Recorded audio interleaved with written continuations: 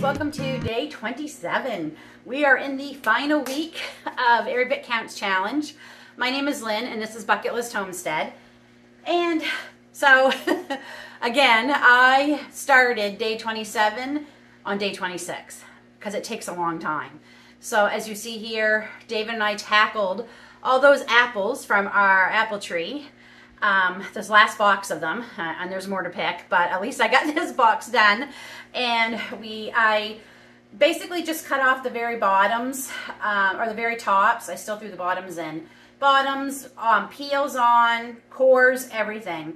Because this is all going to be strained, so this does not matter at all if there's peelings and everything, at least for me. And even though we did wash them, but I'm not worried about using the peelings because these are our own apples and I know they haven't been sprayed with anything.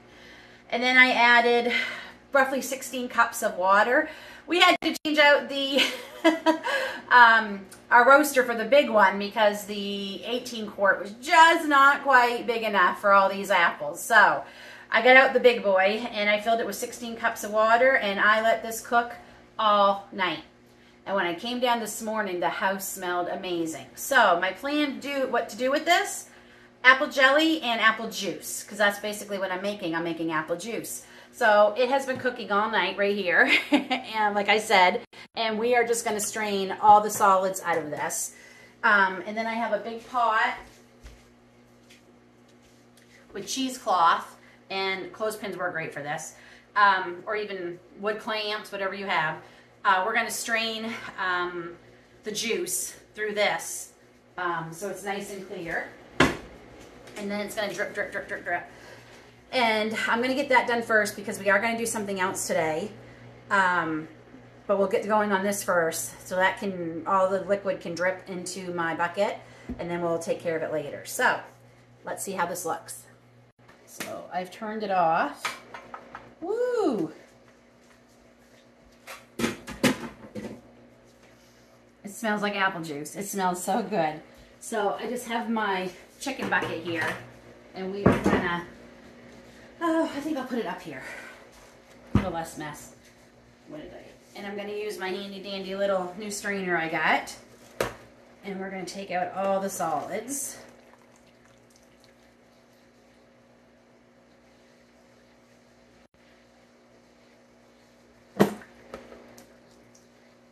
It's just, there's so much of it. Otherwise, I would just strain this right onto the cheesecloth. But there's just so much solids. So I'm going to try and strain off as much of the liquid as I can. And the chickens are going to get all this.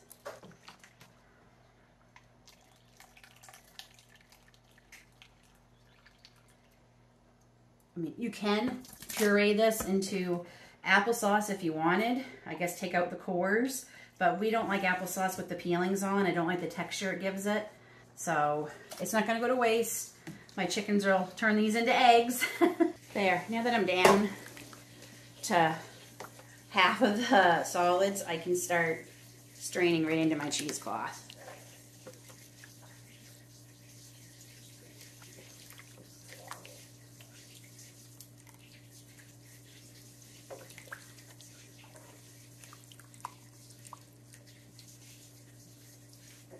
If you don't have cheesecloth, you can use a tea towel, pillowcase. You can use a strainer, a fine mesh strainer, but I just find you can still get some salt. Even when I use a strainer, I end up putting through a second time with the cheesecloth. So I can hear all the liquid going through.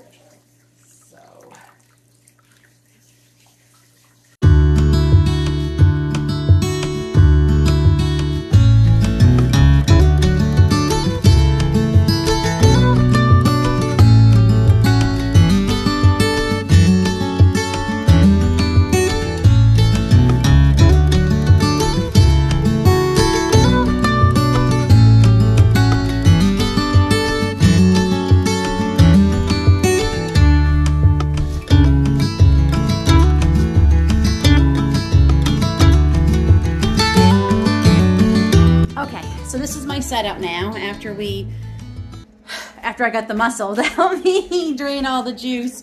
So I just have it over here on my counter in the big pot. Luckily, we have these pipes that are holding up our shelves that we built, so I can just tie it, like we tied the loose end up here so it won't drag into the juice. David just got some wire, zip tie would have worked great too. And then it's just gonna drip, and that's gonna drip for at least an hour. We're just gonna let that sit there and forget it. And I also needed it somewhere where the puppies wouldn't try to see what's in the bucket. So, okay. Now on to the next thing we're going to be preserving today. Okay, so yesterday as part of our errands, we went around looking for local produce. I needed some potatoes, and I found some beautiful, oh, aren't these beautiful? They're so nice. Already washed, I'm ready to go with them. And I'm gonna make up a bunch of potatoes O'Brien. I made 2 bags way back in the beginning of the month, but now I have some of my own onions. Now, these are not big, I will admit it.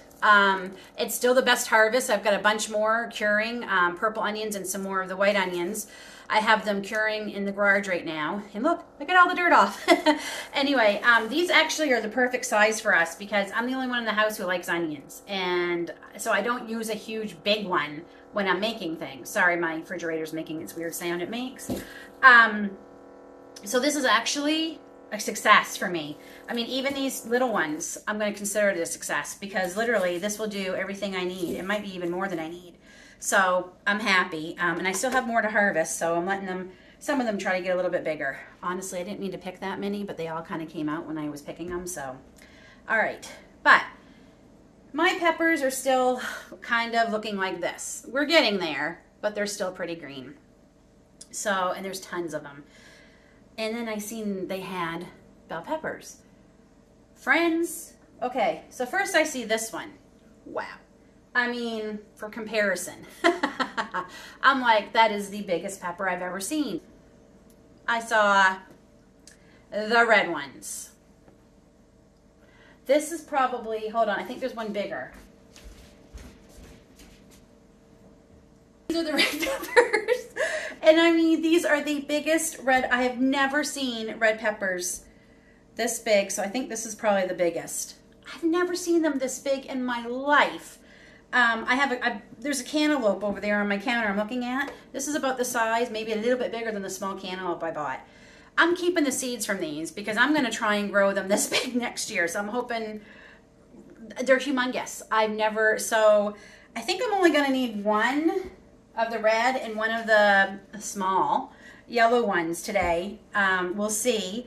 I might end up just using all the red, but they will be going in my freezer. Like I said, no matter how many peppers I grow, and I grow a lot, I never grow enough, it seems. So I always like to have quite a few in the freezer. We eat a lot of bell peppers. At least 3-4 times a week in some kind of recipe or something we're using them. So I'm gonna use my handy dandy chopper to do pretty much everything, even the peppers, especially the potatoes. I'm wondering if I even have to, I'm gonna just try mine whole. Nope. Don't even have to cut them, and then they're going to be the perfect size. So I've got my pot on to boil right now to start boiling because we are going to parboil the potatoes just a little bit. You want to cook them a little bit, not too much. And then we'll drain them and we'll get going. And I'm going to get out my vacuum sealer because we're going to seal all these. So these are one of our favorites. I only did a couple last year because we never had them before, and they became a favorite. And I'm like, I really should have made more of these. And it makes it so easy to have them already proportion sized in the freezer to go. You take them out. I didn't even let them thaw sometimes. If I forgot early enough in the morning or the evening whenever we were having these, either for supper or breakfast or whatever, I would just cook them up frozen. It really didn't seem to matter.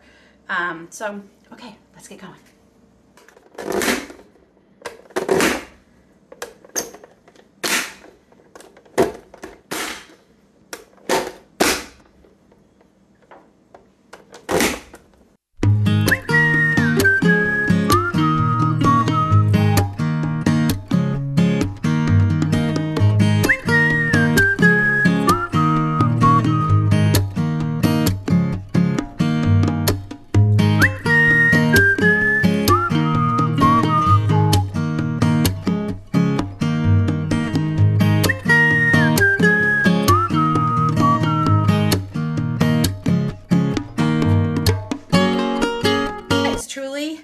favorite tools in my kitchen. That took me less than 3 minutes to do 3 liters of new potatoes.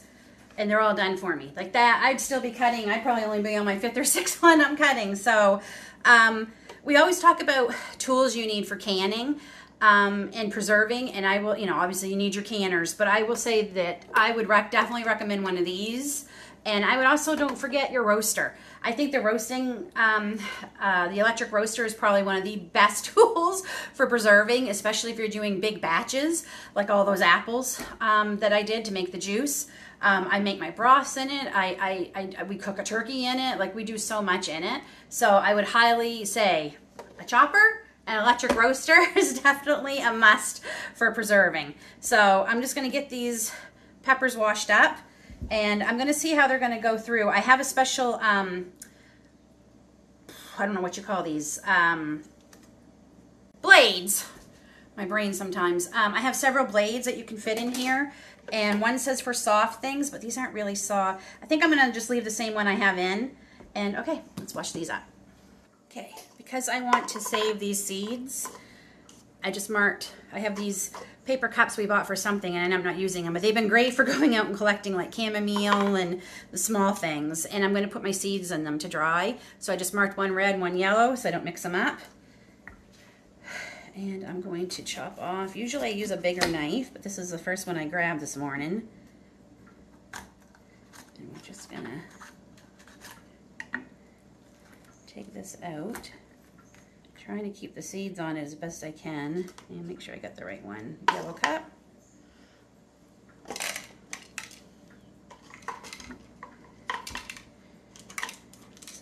I have a confession to make. I have a problem saving seeds. I save so many. There's no way I would plant them all. But every time I open up something, I'll be like, oh, but look at the seeds in this, and I end up saving them. I'm only going to try and save the seeds from each of these giant, because I mean, look at the amount of seeds I already have, and I'm not even done. So I'm just kind of rubbing the seeds off of here. Come on, they're sticking to my wet fingers.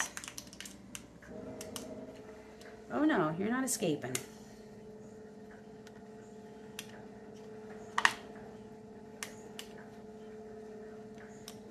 Okay. Right. That is a lot of seeds. That should make a lot of plants next year. And I hope they're as big as these ones. So we're just going to put that in our bucket. Okay. Time to chop them up.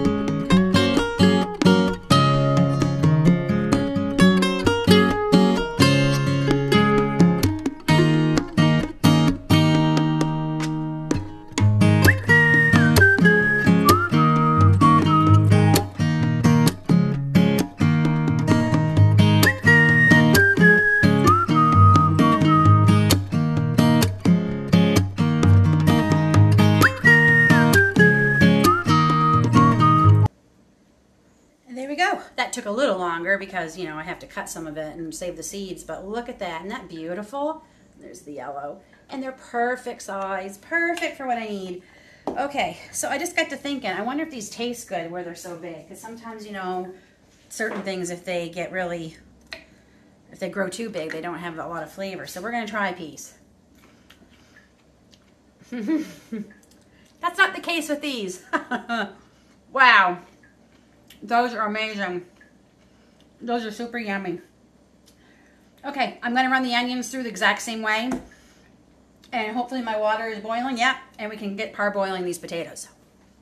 Okay, the onions are done and it's time to parboil the potatoes. Okay, so there it is. I washed my strainer for, and we're just gonna start. I think it's just easier to do it this way.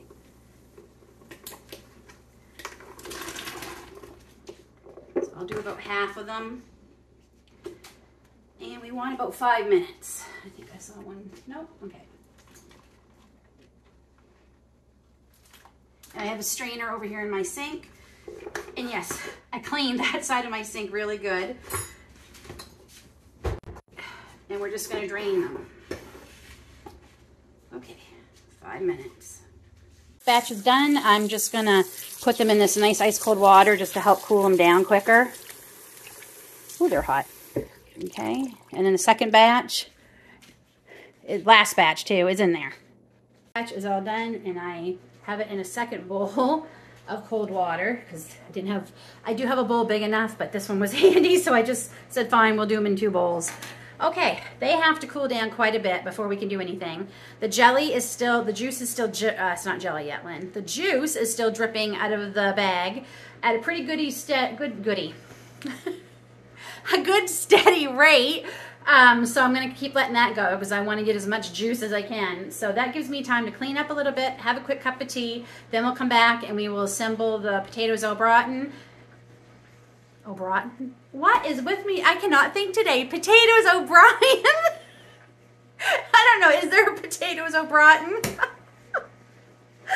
Okay, I need a cup of tea. I'm gonna go do that, and then I'm gonna try and decide what exactly I'm gonna do with the apple juice, because there's a lot there, and I might just make all jelly. I don't know yet.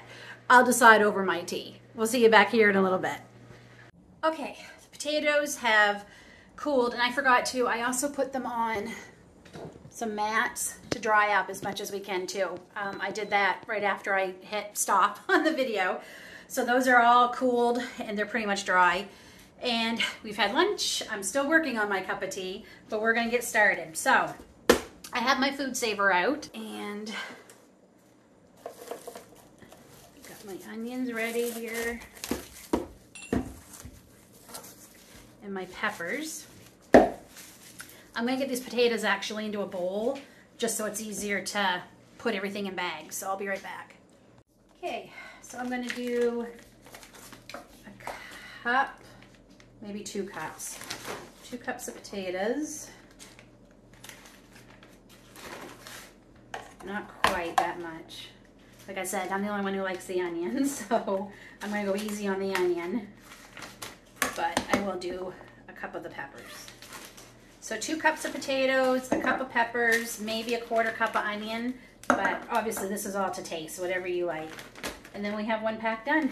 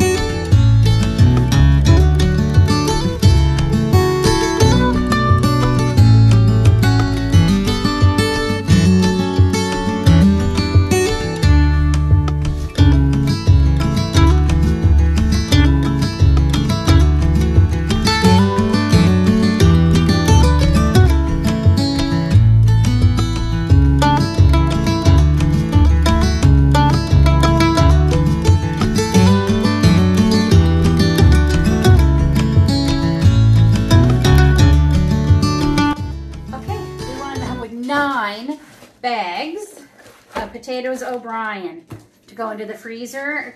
Added that to the 2 I already did. That's 11 bags. So I am very happy with that. So the juice has all stopped dripping. Finally, took a couple hours. So we're gonna take this out of here.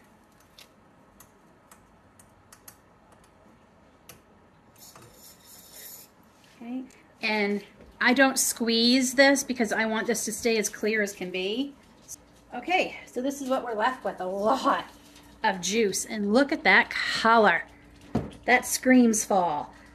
So I've decided to do jelly and some apple juice. We're gonna get the jelly done first, and for that I need 4 cups of this. Before we get started on the apple juice, Grace just had one of the jars of pears that I canned yesterday. And of course I had to seal it. Didn't seal because I'm not using my 4-jar lids. I have a ton of other lids I'm trying to use up. And I had one that didn't seal, so I told Grace she could go ahead and eat that one today. So she just got done finishing it, and I want to see what she thought of them. Grace, how are those canned pears? They were really good. Really good? 2 thumbs up? Perfect. It's like I said before, it's why I do what I do. Okay, so I need to measure out 4 cups of apple juice from that big.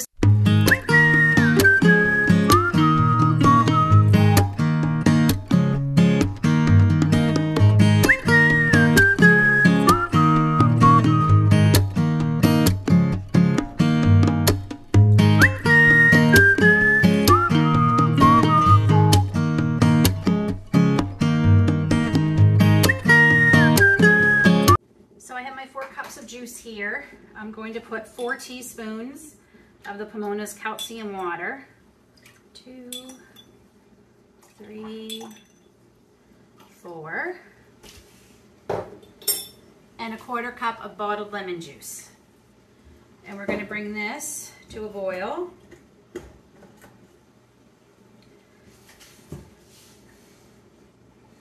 So in here I have 1 cup of organic cane sugar and 4 teaspoons of Pomona's pectin, and I've made sure they're mixed in really good. I sometimes tend to forget that. And our juice is just about ready to boil.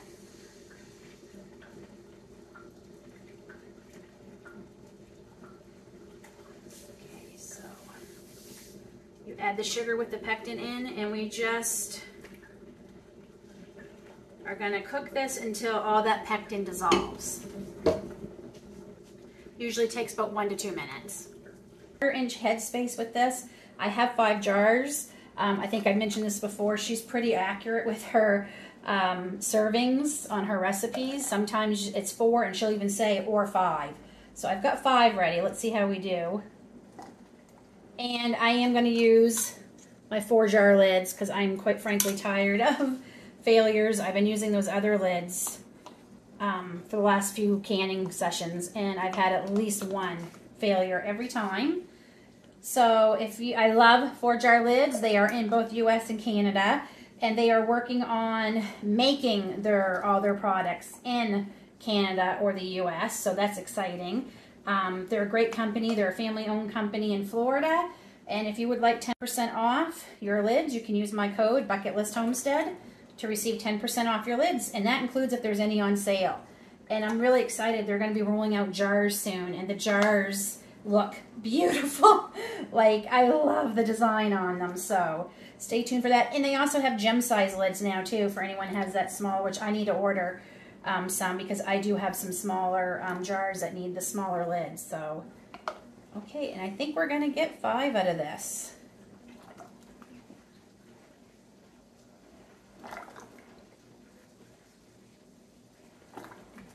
We're just going to pick this up, pour the rest of it right in. Perfect.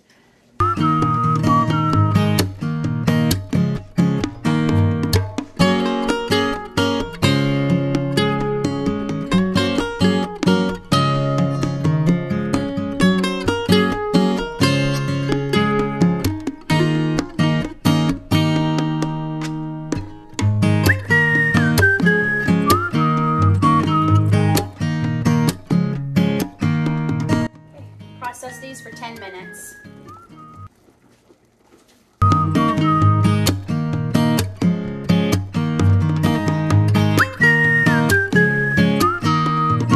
So next we're going to get the apple juice going. So I've left it in the big stock pot, and we want this to get to 190 degrees Fahrenheit, and that is it. I need Fahrenheit. There we go.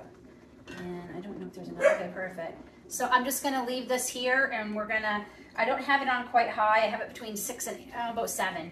I have it on about 7. So once it gets to 190 degrees, we're going to jar this up too.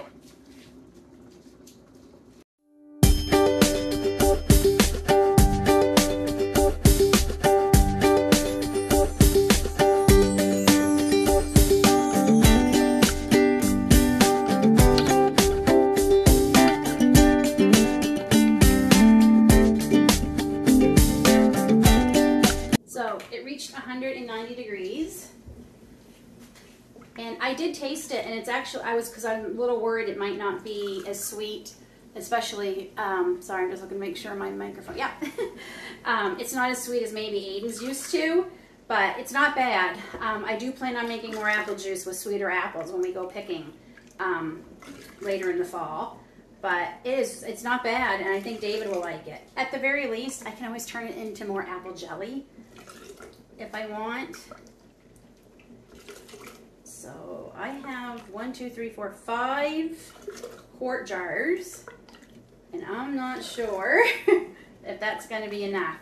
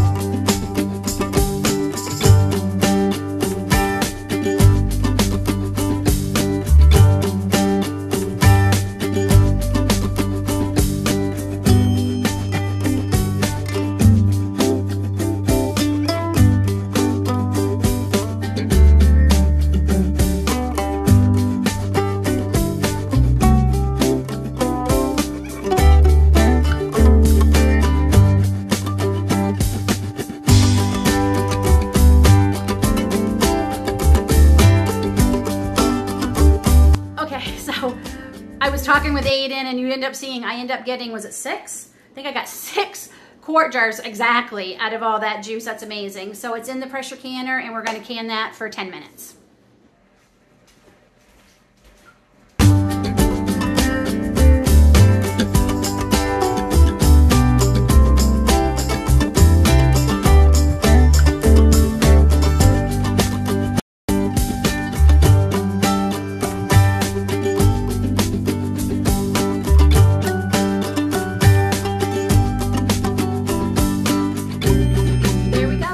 Another day done for Every Bit Counts Challenge.